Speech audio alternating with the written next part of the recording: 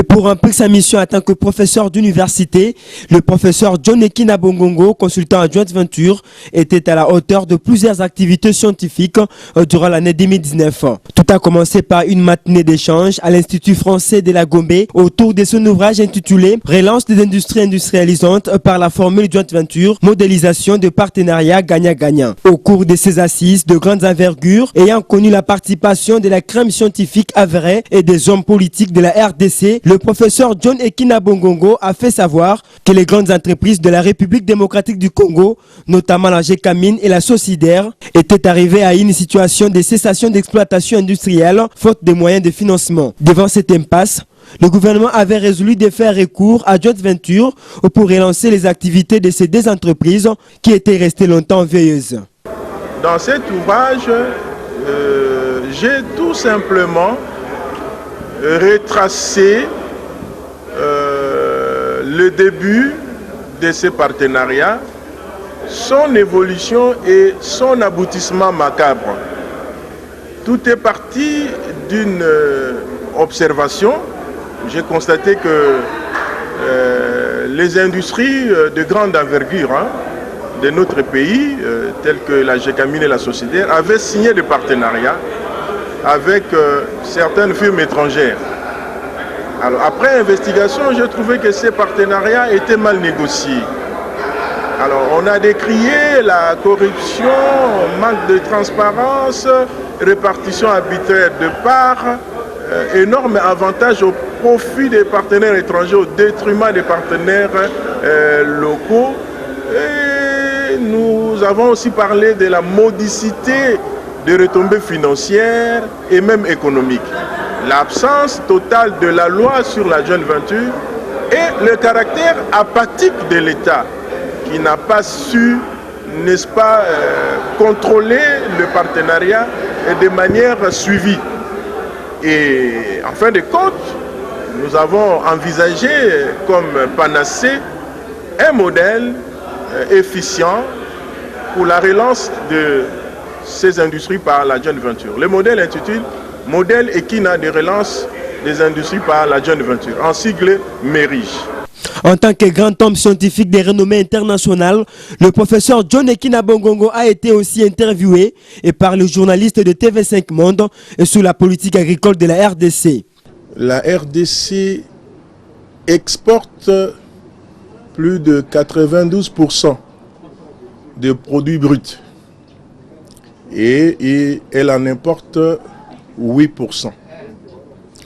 Si vous comprenez très bien, la RDC est totalement extravertie en ce qui concerne les denrées alimentaires ainsi que d'autres produits dans d'autres secteurs. Donc c'est un peu ça la situation. Et nous pouvons dire que tout découle de la situation selon laquelle la RDC a été frappée de plein fouet par la désindustrialisation. Cette situation a accéléré la dégradation du tissu industriel, la dégradation du tissu économique. Et qu'aujourd'hui, le pouvoir doit faire en sorte qu'il puisse renverser les tendances. Parce que selon les statistiques, il nous revient qu'il y a au moins 1,5 milliard de dollars qui vont dans les importations. Donc vous comprenez que c'est trop. Le pouvoir en place doit initier des réformes. Bon, nous devons tout simplement conseiller au gouvernement ceci, qu'il y ait des politiques agricoles, politiques industrielles, qu'on doit mettre en place pour résoudre ce problème-là. La politique agricole et industrielle s'avère nécessaire pour arrêter l'hémorragie d'importation des produits alimentaires, a indiqué le professeur John Ekina Bongongo. Suivant de près la situation politique de son pays, la RDC, le professeur John Ekina Bongongo avait salué la nomination du Premier ministre Ilunga Ilunkamba.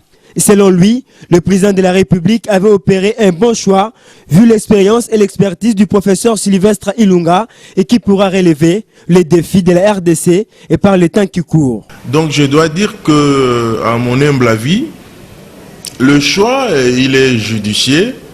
Je pense, dans une large mesure, que le Premier ministre, le professeur Ilunga, pourra relever les défis. Il les propose de mettre l'accent sur la politique publique et la relance du secteur privé pour booster la croissance économique du pays. Bon, comme publiciste, je pense que il y a lieu d'abord de relever qu'il doit mettre l'accent sur le politique, le politique public. Et donc, quand on parle de politique publique, il y a d'abord l'éducation, il y a le social, il y a la santé, il y a tout cela. Donc, il va mettre l'accent sur ça. Et pour relancer l'économie, je crois qu'il faut mettre l'accent sur le privé. Ce sont le privé qui font de l'économie ce que l'économie doit être. Donc, il doit relancer le secteur privé. Il doit mettre un climat qui aura à avoir un attrait aux investissements étrangers. Il doit aussi exploiter, comme j'ai toujours dit, le partenariat, repenser les partenariats, parce que on ne peut pas aller par quatre chemins. Il faut reconnaître quand même que le secteur des industries industrialisantes est un secteur porteur de croissance. Donc il y a tous ces éléments-là, l'aménagement du territoire, comme on est déjà en train de le faire. Il faut aussi stabiliser la monnaie, parce que la monnaie, lorsque ça connaît trop de dégringolade, ça ne doit pas garantir aussi l'arrivée des investisseurs. En août 2019, le professeur John Ekina Bongongo avait animé un séminaire de formation organisé par le cabinet d'expertise international Top Management Consult et Complexe culturel Congo-Japon, axé sur comment devenir un entrepreneur efficace à l'heure de la mondialisation. Nous voulons seulement creuser l'esprit d'entreprise. Voyez-vous, la jeunesse aujourd'hui peut se retrouver avec des sommes d'argent venant d'un parent ou d'un oncle, ainsi de suite. Mais le premier réflexe, c'est d'aller acheter, de faire des achats, de dépenser, habillement, téléphone, ainsi de suite.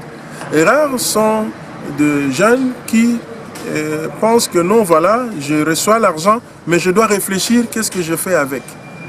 Alors, ce qui fait que nous avons trop de problèmes dans notre pays, parce que partout ailleurs, il y a des formations très intenses en ce qui concerne l'entrepreneuriat. Et que, bon, on trouve que par exemple à l'Afrique de l'Ouest, il y a vraiment des gens qui pensent d'abord aux affaires.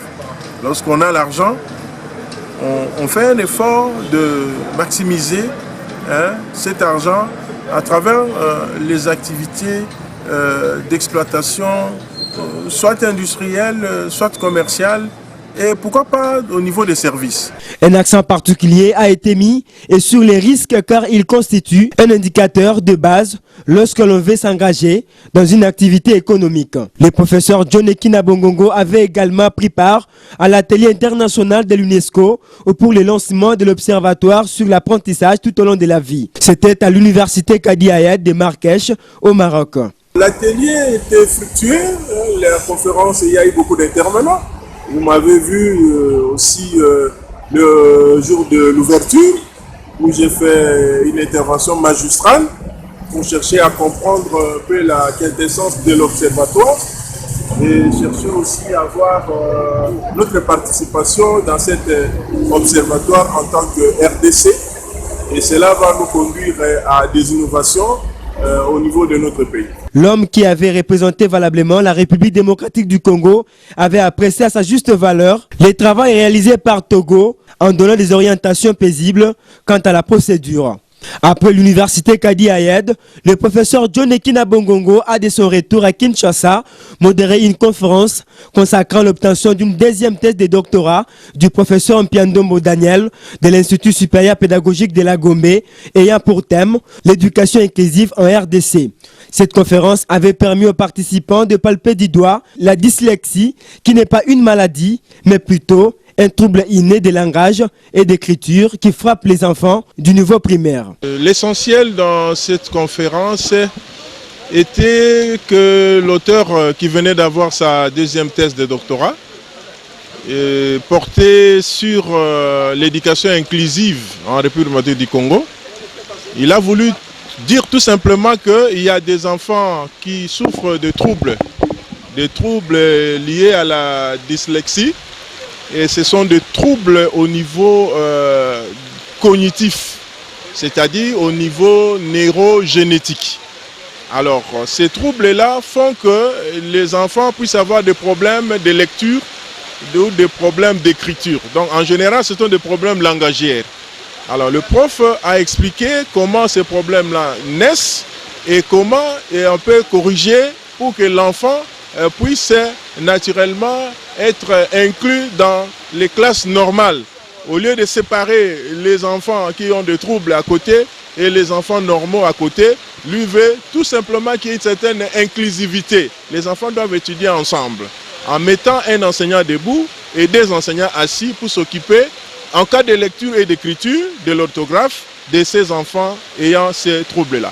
S'agissant de la vulgarisation du nouveau code minier par le ministre de Mines, le professeur John Ekina Bongongo n'est pas resté indifférent en apportant sa contribution et évoquant d'ores et déjà la nécessité de cette vulgarisation. Selon lui, le nouveau code minier a augmenté les taux de paiement non seulement au niveau des royalties, mais aussi au niveau des répartitions des parts de la dividende, ce qui du reste est énormément bénéfique pour la relance de l'économie congolaise. Il faut dire qu'en faisant une lecture croisée entre les deux codes, l'ancien code minier était caractérisé par le faible taux de redevance, le faible taux de royalties.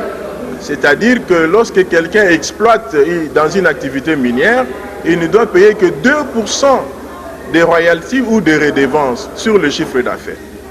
Et cette situation a duré depuis 2002 et dans nos recherches, nous avons essayé de décrier cela pour dire que même si on faisait descendre les anges pour gérer la RDC, dans ces conditions-là, ça serait pratiquement impossible de booster la relance. Tellement qu'on a beau crier, on a décrié, bon, j'ai parié que les autorités avaient entendu notre cri d'alarme et vers la fin de 2018, on a maintenant un nouveau code minier. Et le nouveau code minier se caractérise par l'augmentation de ces différents taux de paiement, notamment au niveau des royalties, et même du côté de répartition de parts et même au niveau des dividendes. Donc on a essayé seulement de revoir certains taux de paiement à la hausse pour faire asseoir un partenariat véritablement gagnant-gagnant.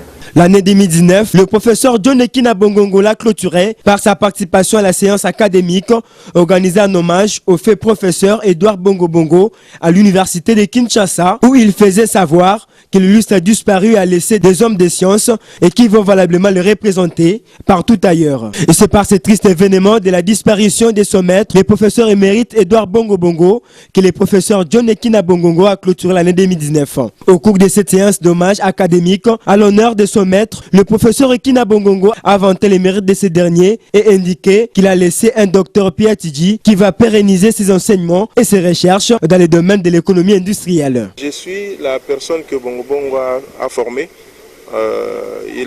C'est mon promoteur de thèse. La thèse qui a porté sur la relance des industries industrialisantes par la formule de John Venture, donc modélisation des partenariats gagnant-gagnant. Alors je dois dire que le professeur Bongo Bongo a été pour moi un père. Le Bongo Bongo, c'est vraiment une sommité. Je dirais même que c'est le prototype d'un chercheur. Il m'a encadré, il m'a dit que voilà, il faut faire la différence entre deux choses. Enseigner c'est bon, mais il faut plus écrire. Et en écrivant mon premier ouvrage, vous avez vu des titres honorifiques, des voyages, des promotions, ainsi de suite. Je crois que je garde une pensée pieuse à l'endroit de mon maître.